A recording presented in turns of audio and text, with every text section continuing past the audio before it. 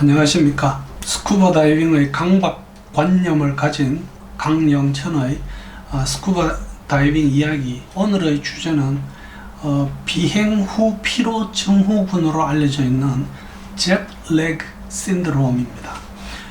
이 문제는 저희들이 다이빙 이후에 항공기를 탑승하는 어떤 시간에 관련되는 그런 감압병 문제하고도 연관이 있어서 제가 한번 이 자료를 모아서 이 발표를 한번 준비해 봤습니다. 그래서 우선 이 비행 시차 증후군은 이게 뭐고, 왜 오고, 원인, 또 증상과 치료, 그리고 마지막으로 이것을 예방할 수 있는 방법이 있는가 등을 한번 정리를 해 봤습니다. 비행 후 피로 증후군은 다른 말로 Time Zone Change Syndrome 이렇게 합니다. 시간대 변경에 따른 증후군이 되는 거죠. 그래서 조금 어려운 의학 용어로는 Desynchronosis라고 합니다. 이 몸이 싱크로나이즈 하는 데 실패했다는 거죠.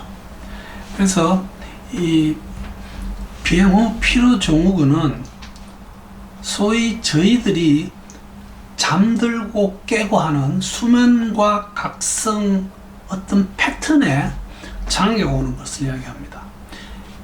이것은 우리가 시간대를 빨리 지나가면 갈수록 증상이 심하게 나타납니다. 나이가 많은 분들은 더 심하게 겪습니다. 어린애들은 이 증상이 심하지도 않고 회복도 아주 빠릅니다. 그래서 이 원인을 말씀드리자면 우리가 시간대를 아주 급속도로 통과할 때, 그 다음에 이 병원의 간호사나 어떤 이 교대 근무하시는 분들, 이분들이 낮 근무를 예를 들어서 아침 8시부터 뭐 3시, 그 다음에 또 데이 근무라고 해서 3시부터 저녁 8시, 10시 뭐 이렇게 하는데, 이분들이 나이트 쉬프트에 들어가면 사실 밤에 꼬박 잠을 못 자게 됩니다. 이분들에게도 이 시차 증후군이 옵니다. 그래서 이렇게 밤낮이, 그 다음에 자는 것과 깨어있는 시간이 바뀌는 경우에는 우리 몸에서 그게 몸 시계, 보디 클락이라고 하는 circadian rhythm이 장애를 받습니다. 그래서 이 circadian rhythm은 실제로 저희들이 24시간 동안 돌아가는 어떤 신체의 리듬인데, 우리 몸이 보통 일상적으로 별다른 증상을 느끼지 않고 있지만 우리 몸 상태는 약 1시간 반 주기로 좋아졌다가 나빠졌다가를 반복하게 됩니다. 이 90분의 주기가 또 하나의 큰 주기를 만들어서 낮, 밤을 갈라놓게 됩니다. 그래서 저희들이 circadian rhythm이라고 하는 이거에 의해서 사실은 잘 때 우리 몸에서 어떤 이 리듬에 따라 움직이면서 90분의 사이클이 지나기 직전에 첫 사이클 다음번에 이 눈동자가 빨리 움직이는 REM 스테이지라는 게 오게 됩니다. 이게 REM은 REM으로 Rapid Eyeball Movement 뭐 이렇게, 어쨌든 이것도 하나의 circadian rhythm의 한 부분이 됩니다. 이게 고장을 일으키면 어떻게 되느냐, 이게 신체 내부에서 어떤 시간 유지 시스템에 장애가 오면서 밤과 낮, 또 밝음과 어두움, 이런 것들, 이런 외부적인 요인의 영향을 받게 됩니다. 그래서 생체 시계가 장애를 일으키면 이것을 바로잡기 위한 노력이 필요하고, 이 바로잡기 위한 노력이 바로 제트래그를 야기하게 된다고 합니다. 그래서 주로 장시간 비행기 여행을 하는 분들, 특히 특히 그 위에서 아래로 아래에서 위로 이 시간대를 여행하는, 예를 들어 한국에서 호주 쪽으로 가면 시차가 거의 없습니다. 그래서 이거는 비행기를 탔기 때문에 오는 피로는 있지만 시간대 이동에 의한 제트래그가 오는 것은 아닙니다. 이 동서를 오갈 때, 많은 시간대를 지나가고 할 때 이 현상이 나타나게 됩니다. 교대 근무를 하는 사람들, 그 다음에 잘 자지 못하는 수면 장애 있는 분들은 낮에도 못 자고 밤에도 못 자고 하루 종일 피곤하고 하는 이런 제트래그가 나타날 수가 있습니다. 이 제트래그는 서쪽에서 동쪽으로, 예를 들면 한국에서 같으면 미국 쪽으로 갈 때 이 증상이 더 심해지고, 귀국길에는 희한하게 시차에 적응이 빠릅니다. 그게 이유가 서쪽에서 동쪽으로 갈 때는 시간대가 빨리 변하게 됩니다. 그래서 이 몸이 회복될 시간이 부족해집니다. 근데 서쪽으로 이동하면 시간이 더 많아지죠. 그렇지만 동쪽으로 이동할 때는 시간이 줄어들게 됩니다. 그래서 이 서쪽 동쪽의 이동 시에 이 제트래그는 더 심해집니다. 또 이동하는 시간대가 많으면 많을수록 이 증상은 더 심해집니다. 그래서 이게 저희들이 소위 그 시간대를 보여주는 지도입니다. 저희 나라가 여기 있네요. 이게 저희들은 이걸 동경 타임이라고 그러죠. 여기서부터 이렇게 미국 쪽으로 갈 때 더 심해지고, 실제로 유럽으로 가보면 미국 갈 때보다는 이 시차의 불편함이 줄어듭니다. 그 다음 이 알코올이나 카페인은 이것을 비행 전 혹은 비행하면서 많이 먹으면 이 제트래그가 심해집니다.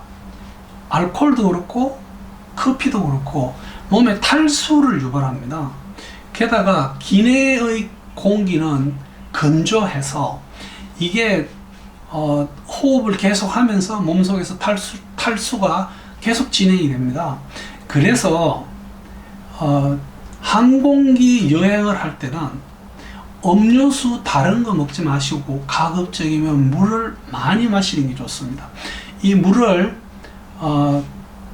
저는 이 물통을 하나 이렇게 빈통을 가져가서 스튜어디스에게 그분들이 물을 이렇게 나눠주면 이게 좀 채워줄 수 있느냐고 부탁해서 채워놓고 계속 마십니다. 그 사람들이 제공하는 물은 다 마시고 그 중간중간에 배를 눌러서 물 좀 더 달라고 해서 마시는 것이 항공기 여행에서 굉장히 중요합니다. 또한 저희들이 그 비행기를 타보면 자세가 사실은 많이 불편합니다. 이 불편한 자세로 오랫동안 이동을 해야 되는 스트레스가 있습니다. 그 다음 이코노미 클래스 증후군이라는 병이 있습니다. 이것은 사실 이거 하나를 가지고 또 하나의 주제를 가지고 이렇게 다이빙 여행을 많이 하시는 분을 위해서 한번 말씀을 드려야 될 것 같습니다. 어쨌든 1등석이나 비즈니스처럼 우리가 완전히 누워서 여행을 하는 경우에 이 피로도는 엄청 줄어듭니다. 돈 이야기가 되겠습니다. 그래서 이렇게 물을 갖다 주시는 분들은 내 생명의 은인이라고 생각하시고 많이 받아 드십시오. 고도병, 그 다음에 산소, 탈수에 대해서 말씀드리겠습니다. 기내 압력은 제가 다이빙 후에 그 항공기 탑승에 대해서 말씀드릴 때 한번 설명드렸던 기억이 있습니다. 0.75에서 0.8바 정도밖에 안 됩니다. 이렇게 되면 기내 산소가 그 육상에 비해서는 21이 아닌 16에서 17밖에 안 됩니다. 그래서 이것이 피로, 제트래그를 악화시킬 수 있습니다. 그래서 이 비행기를 타는 시간이 3시간에서 9시간 그 이상을 초과하게 되면 우리 혈중에 있는 산소 분화도가 떨어집니다. 그래서 여러분들 지금 스마트폰 중에 보시면 삼성 헬스나 이런 데 보면 내 맥박도 측정할 수 있고요. 예를 들면 이 센서를 가지고 맥박도 측정할 수 있고, 심지어는 혈중 산소 분화도도 측정이 가능합니다. 다음 여행하실 때 한번 직접 이 스마트폰으로 한번 측정해 보십시오. 그 다음에 이 기내의 낮은 압력은 다이빙 이후에 우리가 항공기를 탄다면 당연히 감압병을 유발시키거나 악화시킬 수가 있겠습니다. 이 jetlag의 정상은 첫째 수면장애가 당연히 올 거고요. 불면증, 몸이 허약해지고 아주 피로해집니다. 머리가 아프고, 경우에 따라서는 사람들이 막 혼돈스러워합니다. 집중을 잘 못하고요. 어떤 분들은 장 운동에 지장이 와서 변비나 혹은 설사를 일으키는 경우도 있습니다. 이 jetlag를 치료를 하는데 이러면 어떻게 하느냐. 사실 jetlag가 왔을 때 병원에서 주사나 뭐 먹는 약으로 의학적인 치료 방법은 사실 없는 걸로 되어 있습니다. 그러나 이 jetlag의 정상을 호전시켜 줄 수 있는 우리가 생활 습관은 조절할 수 있습니다. 평소에 건강을 유지하는 게 아주 중요합니다. 그 다음에 음식을 영양가가 좋은 어떤 균형 있는 식사를 하시고, 만약에 기존의 어떤 질환, 특히 폐, 심장, 콩팥, 당뇨 이런 것이 있는 분들은 이렇게 장시간 비행기 탈 때 의사하고 한번 상의를 하시는 게 좋을 것 같아요. 예방하기 위해서는 어떻게 하느냐. 요거는 조금 요령이 필요합니다. 가급적이면 항공기 스케줄을 정하실 때 내가 그 현지에 저녁 시간에, 즉 내가 도착해서 바로 잠을 잘 수 있는, 내 몸은 잘 깨지 않겠지만 그러나 현지에서 수면 시간에 도착하면, 그래서 그 수면 시간을 만약에 우리가 수면을 할 수 있다면 이 시차는 굉장히 빨리 적응이 가능합니다. 그렇지만 내가 밤새도록 잠 못 자고 현지에 내렸는데 그게 아침 5시입니다. 혹은 아침에 한 8시 이렇게 도착하면 그날 잠잘 수 있는 시간까지 엄청 그 시간이 길면서 나는 하루 종일 빌빌빌빌 하게 됩니다. 그래서 항공기 일정을 정할 때 그런 요령을 좀 부려줄 수 있으면 부리는 게 좋습니다. 동쪽으로 이동하는 경우, 즉 여기 한국이면 미국 쪽으로 이동하는 경우, 이때는 내가 며칠 전부터 잠자는 시간을 조금씩 조절을 해서 현지에서 잠자는 시간에 내가 한국에서도 잠자는 어떤 연습, 훈련 이런 것을 해주면 좋습니다. 항공기 탑승하시면 바로 내가 도착하는 현지의 시간에 시계를 맞추십시오. 그리고 그 시계를 보고 현지에서 잠잘 시간이면 지금 내가 비행기 안에서도 잠자려고 노력을 하는 거죠. 이것이 시차 적응을 좀 더 빨리 할 수 있게 해줍니다. 기내에서도 사실은 그 이코노미 클래스에서 오랫동안 앉아 있으면 이 하지 부종 같은 게 옵니다. 또 혈관이 막혀서 굉장히 그 심각한 어떤 이코노미 클래스 신드롬이라는 병도 일으키게 됩니다. 그래서 가급적이면 기내에서 자주 일어나서 화장실 가는 척하고 왔다 갔다도 하시고, 만약에 친구분이 저쪽 건너편 좌석에 앉아 있으면 가서 또 서로 이야기하고, 이렇게 해서 많이 걸어 다니는 것이 중요합니다.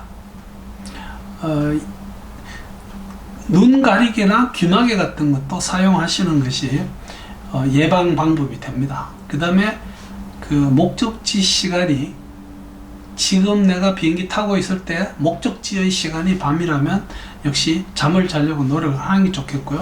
술과 알코올을 가급적이면 마시지 마십시오.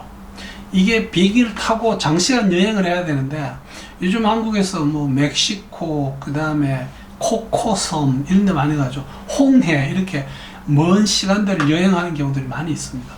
이럴 때 이 알코올과 카페인은 여러 가지로 이 여행에 장애가 되는 겁니다. 술 한잔 먹고 자지 하는데 사실은 내가 자서는 안 될 시간에 자는 거죠. 그래서 역시 비행기를 타면 그냥 물을 많이 마셔야 됩니다. 도착을 이제 했습니다. 현지에 도착을 했으면 음식을 가볍게 드시고요. 너무 심하게 운동하지 마십시오. 천천히 걸어 다니는 정도. 그리고 내가 도착했을 때 거기가 현지 낮 시간이면 호텔에 들어가서 침대로 가지 마시고 좀 힘들더라도 이렇게 시내를 돌아다니시는 게 좋습니다. 그래서 현지에서 잠자는 시간까지 내가 버티는 거죠. 여러분 중에서 해외를 계속 다니면서 어떤 활동, 출장을 하시는 분들은 건강을 유지하는 것이 굉장히 중요합니다. 이 광선 조절 및 멜라토닌에 대해서 보자면 이 비행기를 타고 오래 갈 때 가급적이면 선글라스를 끼고 가는 것이 도움이 됩니다. 이런 연구 결과가 보고된 게 있습니다. 그래서 저는 뭐 거의 비행기 타면 거의 선글라스 혹은 이 안경 덮개 선글라스를 거의 하고 있습니다. 멜라토닌이라고 하는 약은 우리 몸에서 분비되는 호르몬으로서 이것이 수면을 조절해 줍니다. 특히 저녁 시간에 이게 많이 분비가 돼서 이것이 수면에 도움이 되는데 노년층 되면 될수록 분비가 감소합니다. 그래서 그 60세 이상, 특히 70세 이상의 인구에서 이 수면 장애를 호소하는 분들이 굉장히 많습니다. 이런 분들에게는 이 멜라토닌이라는 약이 도움이 되는데 사실 이 멜라토닌을 복용하면 시차 적응 증후군에 도움이 된다, 효과가 있다고 하는 뚜렷한 증거는 아직 증명을 못했습니다. 어쨌든 이 멜라토닌은 수면 조절 호르몬이고요. 이것이 우리가 아까 말씀드린 서케이디언 리듬을 리세팅 해주는, 우리 몸을 다시 현지의 낮과 밤에 적응을 시켜주는데 도움이 됩니다. 이 멜라토닌을 먹다 보면 두통 혹은 단시간이지만 이 우울증을 호소하시는 분들이 있습니다. 또 낮 시간에 계속 졸리기도 하고요.